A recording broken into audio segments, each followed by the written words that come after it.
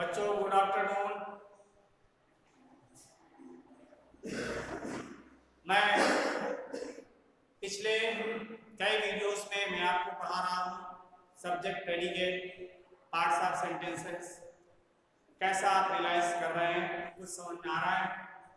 अच्छा सा प्रयास करें, समझने का प्रयास करें। मैंने कई बार एक तरह से चार्ट बनाया है, सब्जेक्ट के पार्ट्स मैंने समझाने का प्रयास भी किया है और प्रेडिकेट पार्ट्स समझाने का भी प्रयास किया है। मैंने एग्जाम्पल भी दिए हैं और एक्सरसाइज भी शायद मैंने दी है। कल ही अभी मैंने एक्सरसाइज दी थी। अगर किसी भी सेंटेंस में किसी भी तरह की कोई प्रॉब्लम हो, आप लिख करके बोल करके आप उससे पूछ सकते हैं, समझ सकते हैं। किसी भी प्रकार की कोई प्रॉब्लम नहीं होनी चाहिए। ये आपकी पर्सनल प्रॉब्लम है, पढ़ाई आपकी है, रेगुलर वे में पढ़ना है, सभी को अपना वर्क सेंड करना है और साथ ही आप सभी को ये फेयर वर्क करते हुए चलना है। आइए मैं आपको पढ़ाने जा रहा हूँ। आज ये पार्ट्स ऑफ जो सेंटेंसेस थे वो कंप्लीट हो गए हैं। इसमें यही टॉपिक होता है और इतना ही प्रोसेस है सब्जेक्ट के पार्ट, प्रेडिकेट के पार्ट। आइए मैं आज थोड़ा सा परिचय करा दे रहा हूँ आपको वर्क। आइए मैं आपको वर्क के बारे में थोड़ी सी जानकारी दे रहा हूँ, बेसिक, जिसको हम वर्क यानी हिंदी में क्रिया कहते हैं। कोई भी व्यक्ति ऐसा नहीं है जो कार्य ना करता हो, कार्य करना ही क्रिया है। इसलिए हिंदी उच्चारण में कोई भी ऐसा वर्ड नहीं है जिसके अंत में ना आता हो और वो क्रिया के अंतर्गत ना हो। पढ़ना, लिखना, दौड़ना, उछलना, कूदना, ये सभी क्रिया के अंतर्गत है। यानी हम कह सकते हैं verb is a word which denotes to do action or act of any persons is called verb। Verb यानी क्रिया, इसके दो भाग हैं। सबसे पहले बेसिक तौर पे कुछ लोग इसे जनरल तौर पे कह देते हैं transitive and intransitive verb. Transitive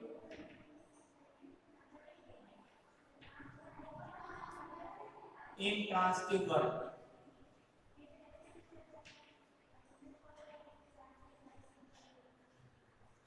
बच्चों आप सभी लोग जानते हैं कि ट्रांसिटिव और इंट्रांसिटिव क्या होता है, जिसको हम कहते हैं सकर्मक और अकर्मक क्रिया।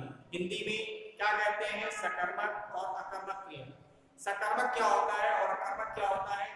ऐसे सेंटेंसेस जिसमें सब्जेक्ट, वर्ब और ऑब्जेक्ट हो, वो सकर्मक है। सा मीन्स सहित, सहित, कर्म सहित। इसका मतलब सकर्मक और अकर्मक आ माने नहीं होता है। हिंदी प्रोनाउंसिएशन में आ का जो अर्थ होता है वो नहीं के लिए होता है, जिसमें नकारात्मक बोध होता है आ उच्चारण आने पर। अकर्मक, कर्म ना हो, कर्म रहित, वो आपका इंट्रांसिटिव वर्ब होता है। और इंट्रांसिटिव वर्ब, ट्रांसिटिव वर्ब में भी कई पार्ट हो जाते हैं, सकर्मक के कई भाग हो जाते हैं। सकर्मक में आप आ जाइए और देखिए इसमें कितने पार्ट होते हैं। सबसे पहला जो भाग होता है, पार्ट होता है, वो आपका होता है, क्या होता है मालूम है आपको? नहीं मालूम है तो पढ़ने का प्रयास करें। सबसे पहला पार्ट होता है हेल्पिंग वर्ब। हेल्पिंग वर्ब, जिसे हिंदी में सहायक क्रिया कहते हैं और इसे टू बी के शॉर्ट फॉर्म में भी जाना जाता है। टू बी, इसके भी कई भाग हो जाते हैं। To do, to be, to have. इस तरह से इसका ये डिटेल बनता है आकर के, और ये हम समझते हैं, पढ़ते हैं और लिखते हैं। ये इसके तीन पार्ट हो जाते हैं, टू हैव, टू बी और टू डू। शायद इसको हम समझाने का थोड़ा सा और प्रयास करेंगे तो इसके अंतर्गत आते बेटे डू, डज और डिड। इसके अंतर्गत बेटे, इसके अंतर्गत क्या आते हैं वो भी मैं बता दे रहा हूँ। Is, am, are, was were। इसके अंदर बेटे has had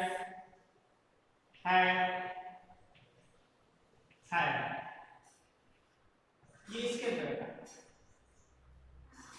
दूसरा इसका पार्ट है जिसे हम कहते हैं मेन वर्ब। मेन वर्ब मुख्य क्रिया। मुख्य क्रिया के भी कई भाग होते हैं।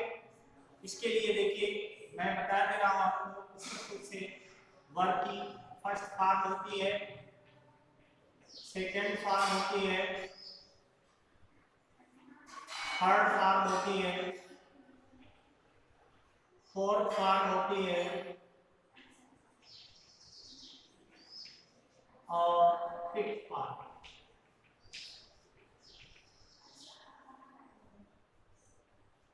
इसमें सपोज दैट कोई एक वर्ड लिया गया, आप अपने मन से कोई वर्ड चूज कर लें। मैंने एक वर्ड लिखा राइट, ये फर्स्ट फॉर्म है।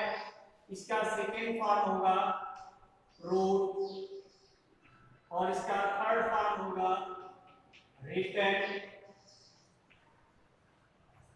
और इसका फोर्थ फॉर्म मालूम है क्या होगा? नहीं मालूम होगा। फोर्थ फॉर्म इसका बेटे होता है राइस और इसका लास्ट जो है वो मालूम है आपका आईएनजी फॉर्म होता है, इसे पार्टिसिपल कहते हैं।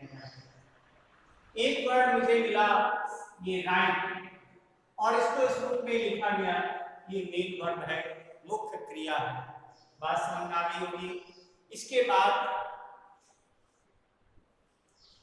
तीसरा पार्ट है आपका मॉडल्स।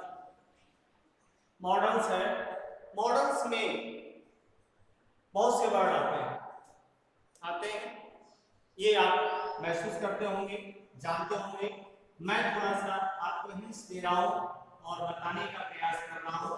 ध्यान से देखिएगा। Should, must, can, could,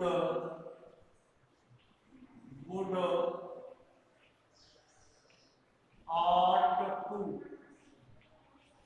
ought to। अब इसमें और वर्ड रह गए, ये आपके मॉडल्स हैं। इसके अतिरिक्त एक्सक्यूटिव वर्ब होता है, वो सहायक क्रिया के रूप में आता है। मैंने ये आपको टॉपिक पढ़ाया, इसको चार्ट के माध्यम से बनाने का प्रयास करना, समझने का प्रयास करना। इसके बाद मैं इसमें थोड़ा सा डिटेल बताने का प्रयास कर रहा हूं।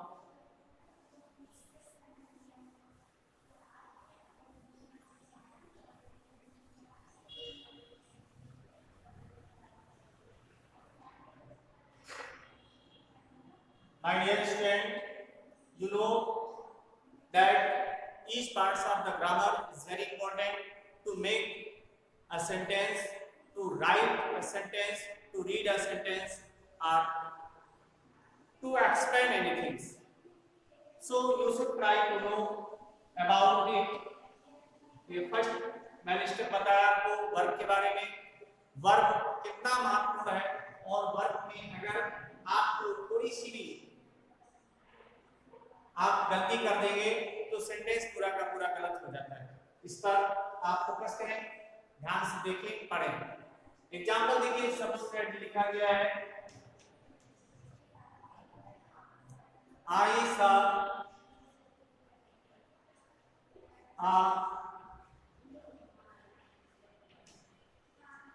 crawling serpent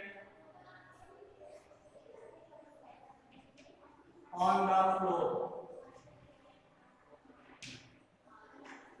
तो इस सेंटेंस में सपोज दैट आप समझ गए होंगे, यहाँ पर ये वर्ड सब्जेक्ट ग्रुप में है, ये आपका मेन वर्ब है और अभी मैंने बताया सेकंड फॉर्म, तो ये सेकंड फॉर्म के रूप में लिखा गया है। इसका फर्स्ट फॉर्म होता है सी और इसका थर्ड फॉर्म होता है सी। सी सा सी, इस तरह से एरो बनता है और ये से जाता है, ठीक है, सी सा सी। तो ये मेन वर्ब की सेकंड फॉर्म है। आ यहाँ पर आर्टिकल ग्रुप में है। क्या है ये? आर्टिकल है। और क्राउलिंग यहाँ पर पार्टिसिपल दिया गया है। पार्टिसिपल की कंडीशन आपको मैंने बताई अभी। यहाँ पर ये मेन वर्ब है, लेकिन ये वर्ब ही है। प्रॉन मींस होता है रेंगना, रेंगना, रेंगते हुए देखा। यानी यहाँ पर जब मेन वर्ब में हुआ, हुए यानी इस तरह का सेंस मिलने लगता है, दौड़ दौड़ करके, ठीक है, दौड़ते हुए, या रेंग करके, रेंगते हुए, इस तरह का सेंस मिलता है तो पार्टिसिपल हो जाता है। यहाँ सर्पेंट ये आपका मेन वर्ड है, जिसे हम नाउन भी कह सकते हैं। ये मेन वर्ड है और नाउन है। नाउन में कॉमन नाउन है, ये भी आपको समझाते हुए चलना है। ऑन द फ्लोर ये आपका अदर वर्ड है, यानी कॉम्प्लीमेंट्स है। कॉम्प्लीमेंट्स है, ठीक है।